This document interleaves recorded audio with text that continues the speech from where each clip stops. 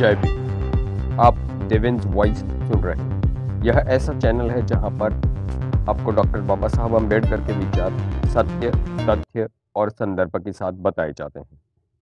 हमारे पिछले वीडियो में हमने आपको बताया था कि 13 अक्टूबर 1956 के दिन नागपुर का माहौल कैसा था। आज हम आपको बताते हैं 14 अक्टूबर को क्या हुआ था। नागपुर में रहने वाला तथा नागपुर में लाखों की संख्या में आया अस्पृश्य समाज इस भव्य धम्मचक्र प्रवर्तन समारोह की भूख प्यास भूलकर प्रतीक्षा कर रहा है। इसमें कोई दो राय नहीं है। पूरे विश्व की नजरें आज इस समारोह पर टिकी हुई है और सभी देशों के संवाददाता यहां आए हुए हैं। बौद्ध दीक्षा विधि समारोह के लिए करीब 14 एकड़ क्षेत्र का विशाल मैदान तय किया गया था। इस मैदान के चारों ओर टाटों से अस्थायी दीवारें बनाई गई थी। कुल 3 पंडाल बनाए गए थे। मध्य में जो पंडाल था वह करीब 40 बाय 20 का था। उस पंडाल पर बौद्ध काल को याद दिलाने वाला स्तूप बनाया गया था। इस केंद्रीय पंडाल में ही डॉक्टर बाबा साहब अम्बेडकर का बौद्ध दीक्षा विधि होने वाला था। केंद्रीय पंडाल के दोनों तरफ जो पंडाल थे उसमें से एक महिलाओं के लिए और दूसरा प्रमुख नागरिकों के लिए था। केंद्रीय पंडाल के सामने अखबारों के संवाददाताओं के लिए बैठने का विशेष प्रबंध किया गया था। स्वदेशी और विदेशी कुल मिलाकर करीब 30 से अधिक संवाददाता और फोटोग्राफर्स वहां उपस्थित थे।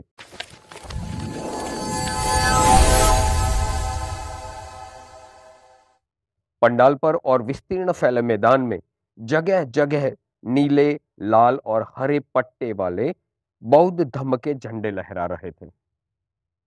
डॉक्टर बाबा साहब अम्बेडकर महास्थविर भिक्षु चंद्रमणि जी के साथ सुबह 9:30 बजे समारोह स्थान पर आए। तब तक पूरा पंडाल और मैदान लोगों से खचाखच भर गया था। मैदान में करीब 5 से 6 लाख का जन समुदाय उपस्थित था। उसमें 3 से 4 लाख लोग बाहर से आए हुए थे। मंच पर सामने की तरफ मेज था जिस पर भगवान बुद्ध की कांसे की प्रतिमा रखी हुई थी और दोनों तरफ एक एक सिंह की प्रतिमा थी और सामने की तरफ धीरे धीरे करके धूप खिलती जा रही थी और लाखों लोग बैठकर जिस समारोह की प्रतीक्षा कर रहे थे उसकी शुरुआत हुई। इंदुताई वराले ने अपने मधुर स्वर में स्वागत पद गाया।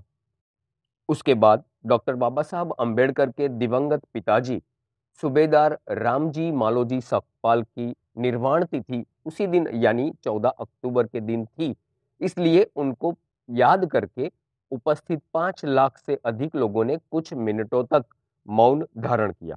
हालांकि यहां पर हम आपको एक बात बताना चाहते हैं कि श्री चांगदेव खैरमोड़े लिखित डॉक्टर भीमराव रामजी अंबेडकर जीवन चरित्र खंड नंबर 1 उसके पृष्ठ नंबर 63 पर एवं श्री धनंजय कीर द्वारा लिखित doctor Ambedkar life and mission ग्रंथ में पृष्ठ नंबर 24 पर ऐसा उल्लेख मिलता है कि डॉक्टर बाबा साहब अंबेडकर के पिताजी सूबेदार रामजी मालोजी सकपाल का निर्वाण दिनांक 2 फरवरी 1913 के दिन हुआ था।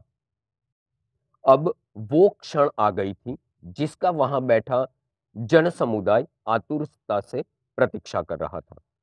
बाद में डॉक्टर बाबा साहब अम्बेडकर और माई साहब अम्बेडकर ने पूज्य चंद्रमणि जी के समक्ष खड़े होकर भगवान बुद्ध की प्रतिमा के सामने हाथ जोड़कर कहा, नमो तस्स भगवतो अरहतो सम्मा बुद्ध। अर्थात जीवन मुक्त, संपूर्ण और जागृत भगवान बुद्ध को मेरा नमन। पाली भाषा में यह बात का उच्चारण उन्होंने लगातार 3 बार किया। उसके बाद पूज्य भंते चंद्रमणि जी ने डॉक्टर बाबा साहब अम्बेडकर और माई साहब अम्बेडकर के समक्ष उद्धर्ष्ट शरणतयम अर्थात 3 अनुसरणे और पंचशिलानी यानी पंचशील कहने के लिए कहा और उनसे कहलवाया।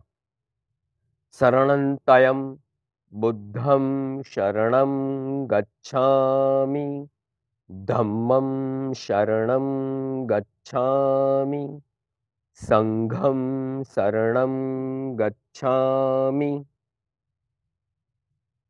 द्वितीयंपि बुद्धं शरणं गच्छामि, द्वितीयंपि धम्मं शरणं गच्छामि द्वितीयंपि संघं शरणं गच्छामि तृतीयंपि बुद्धं शरणं गच्छामि तृतीयंपि धम्मं शरणं गच्छामि तृतीयंपि संघं शरणं गच्छामि। अर्थात मैं बुद्ध का अनुसरण करता हूँ, मैं उनके धम्म का अनुसरण करता हूँ, मैं उनके संघ का अनुसरण करता हूँ। दोबारा, मैं बुद्ध का अनुसरण करता हूँ, मैं उनके धम्म का अनुसरण करता हूँ।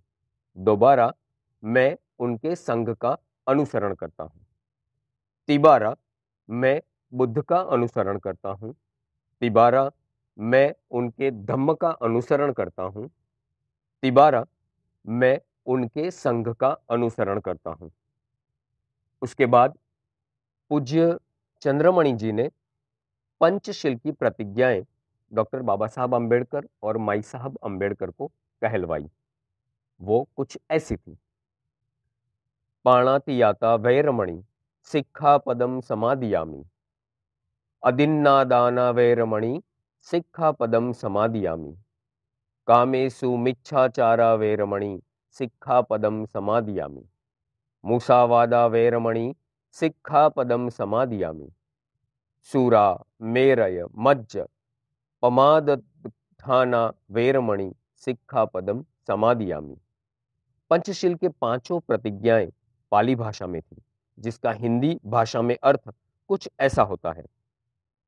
मैं जीव हिंसा से अलिप्त रहने की प्रतिज्ञा करता हूं। मैं चोरी करने से अलिप्त रहने की प्रतिज्ञा करता हूं।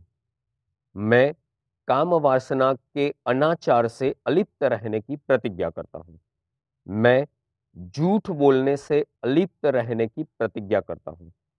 मैं मदिरा तथा नशा युक्त सभी पदार्थों के सेवन से अलिप्त रहने की प्रतिज्ञा करता हूं।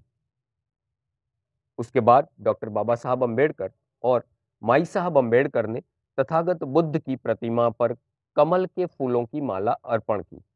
डॉक्टर बाबा साहब अंबेडकर ने अपना मस्तक भगवान बुद्ध के चरणों में 3 बार रखकर वंदना की।